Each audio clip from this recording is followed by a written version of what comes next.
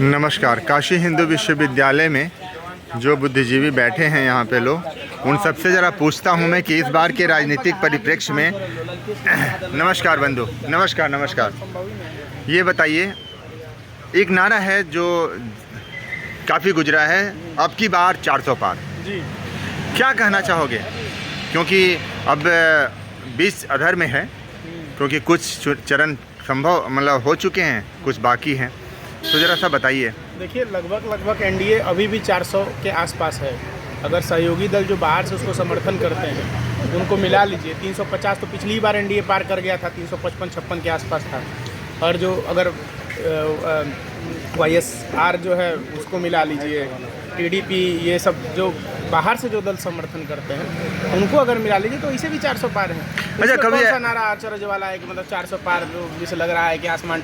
अच्छा, कभी ऐसा लगता है, ये दूसरे पक्ष, कभी ऐसा लगता है कि ऐसा तो नहीं कि इस बार का मतलब इस बार का जो सरकार बने वो इस तरीके से बने कि जितनी भी पार्टियां हैं वो सारा मिलकर कहें कि नहीं, सही में इस बार 400 पार, क्या कहेंगे आप? देखिए भैया, एकदम मैं इससे आपसे थोड़ा अलग बात करूंगा कि अगर ये 400 पार हो भी गए तो देश को क्या फायदा होगा? बेरोजगारी की दर 8% है तो 16% हो जाएगी। नहीं, इंडिया जो एलपीजी वाला थर्ड इकोनॉमी 1000 में मिल रहा है तो 2000 में मिलेगा। इसकी इकोनॉमी थर्ड, बेरोजगारी दर भैया 8% है, 16% हो जाएगी। लेकिन विश्व की तीसरी मतलब अर्थव्यवस्था बनने जा रही है। मोदी ने 10 साल में कर दिया है। मैं आपको बता दूं कि जब नींव मजबूत होती है तभी बिल्डिंग ऊंची खड़ी होती है। हमारे पूर्वजों ने और मोदी जी के पहले जितने प्रधानमंत्री आए सबने नींव मजबूत की। बिल्कुल। ये अब आए हैं तो ऊपर अच्छा काम कर रहे हैं। ठीक है, कोई भी देश का प्रधानमंत्री बनता है हम लोग सम्मान करते हैं, लेकिन ये जो केवल सत्ता के हमेशा फेरे में पड़े रहते हैं मोदी जी, तो ये देश के लिए ठीक नहीं है। आपके माध्यम से देशवासियों से अपील है कि कम से कम इस बार मोदी जी को 200 सीटों से हराना है और इंडिया गठबंधन को जिताना है।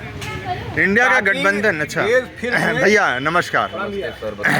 चर्चा चल रही है कि अब की बार 400 पार, ठीक है, तो क्या ऐसा है कि सभी लोग मिलकर इसको 400 पार कराएं? इन केस कई बार हो सकता है कि गणित जो है थोड़ा सा 1-2 कम हो, ज़्यादा हो। अणु बम का खतरा है भारत के ऊपर। अणु बम से कभी भी हमला हो सकता है पाकिस्तान के द्वारा, इसलिए 400 पार हम लोगों को करना है मोदी जी के अनुसार। लौड़े न भोजियम वाले में जरा सा एक नए आप बताइए, कुछ बताइए, क्योंकि चुनाव तो चल रहा है और हम लोग बीच अधर में हैं। भाजपा हार चुकी है, इंडिया गठबंधन जीत रही है। मतलब बिना रिजल्ट के हार चुकी है और जीत चुके हैं। मोदी जी पागल हो चुके हैं, मुसलमानों को कह रहे हैं कि मुसलमानों को हक नहीं दिया जाएगा, उनको सेकंड ग्रेड सिटीजन बना रहे हैं। ऐसा मुख्य प्रधानमंत्री किसको चाहिए? सनक चुका है ये आदमी, सनकादित ब्रह्मांड मुनि। अच्छा, इनका माथा खराब हो गया है। अच्छा, एक बात बताइए, भारत का प्रधानमंत्री अभी कौन है? अभी कौन है? अटल बिहारी। अभी कोई नहीं है, चुनाव आयोग है, अंतरिम प्रधानमंत्री मोदी जी है।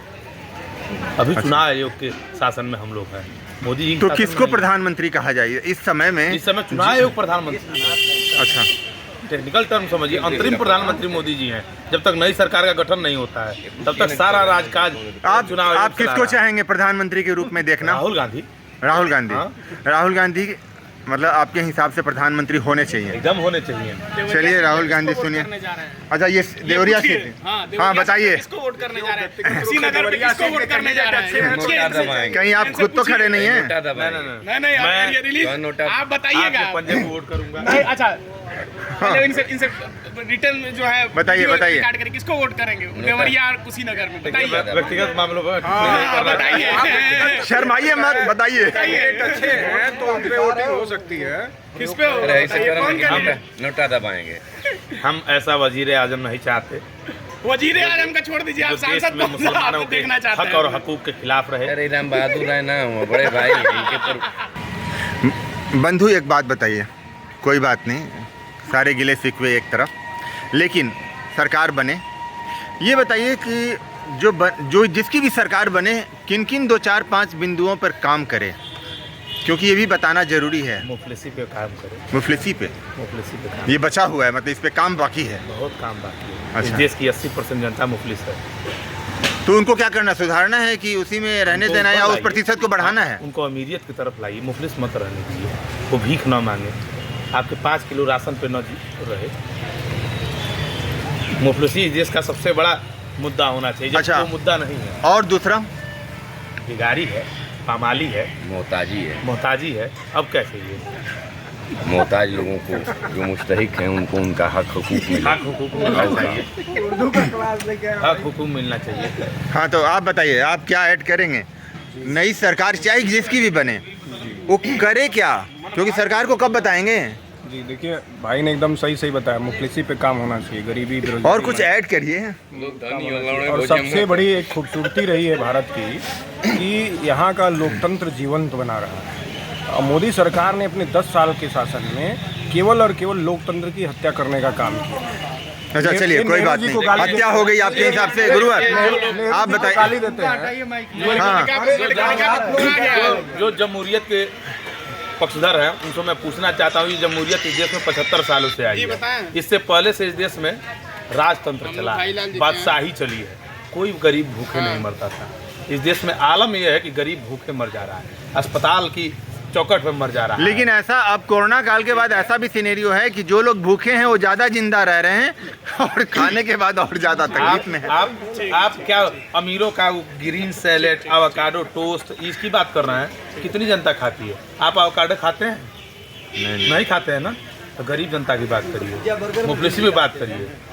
कुछ और बिंदु बताइए जिस पे सरकार को काम करने की जरूरत है। बिल्कुल बिंदु है। एक तो बिंदु ये है कि पहले भारत में कैमरा वाले मोबाइल बंद होने चाहिए, रील बनाना बंद होना चाहिए। ये भारत की जनता नाचने गाने में व्यस्त हो गई है, युवा वर्ग केवल नाच रहा है, गा रहा है, और पूरे भारत की संस्कृति नृत्य संस्कृति हो गई है। यहाँ केवल नर्तक और नृत्यांगना बन रहे हैं और कोई कुछ बन ही नहीं रहा। आप बताओ तो बंधु, कुछ पर्टिकुलर चीज जो जरूरी है सरकार। भैया ने जो बोला है मैं उसके समर्थन में हूँ। रील रील बनाने पे प्रतिबंध लगना चाहिए, सार्वजनिक स्थलों पर फोटोबाजी बंद होनी चाहिए, धर्म स्थलों पे जो है मोबाइल बैन करना चाहिए। ना हो तो सेल्फी लेना बंद हो। देखिए, सेल्फी लेने की शुरुआत आपको याद होगा 2014 में सेल्फी लेने का जो चलन एकदम जोरों शोर से बढ़ा, इसकी देन नेहरू जी थे, सलमान खान है, मोदी जी ने ही इसको सबसे ज्यादा प्रचलित करने का काम किया। सलमान खानवा जो मियावाद करता है, बिल्कुल बिल्कुल। और उसके यहाँ सलमान खान के यहाँ जाके मोदी जी समय खाते हैं और एक तरफ मोदी जी गाली देते हैं। चलिए, आप सुने, सारे दर्शकों आप जानिए कि क्या क्या मत है इन लोगों का। हाँ, आप लास्ट में कुछ कहना चाहेंगे? मैं यही कहना चाहूँगा कि सरकारें जब बने तो समाज के अंतिम पैदान पर खड़े उस व्यक्ति की भी चिंता करें।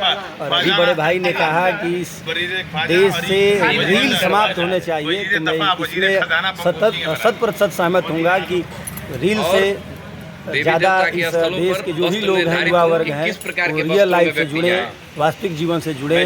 और आपने कहा कि सेल्फी का जो दौर आया है, ये सेल्फी का दौर व्यक्ति को सेल्फिश बना दिया है। तो शंकर जी का लिंग जाग जाए। चलिए, आपको दिखाएंगे और चर्चा जारी रहेगी। बहुत बहुत धन्यवाद।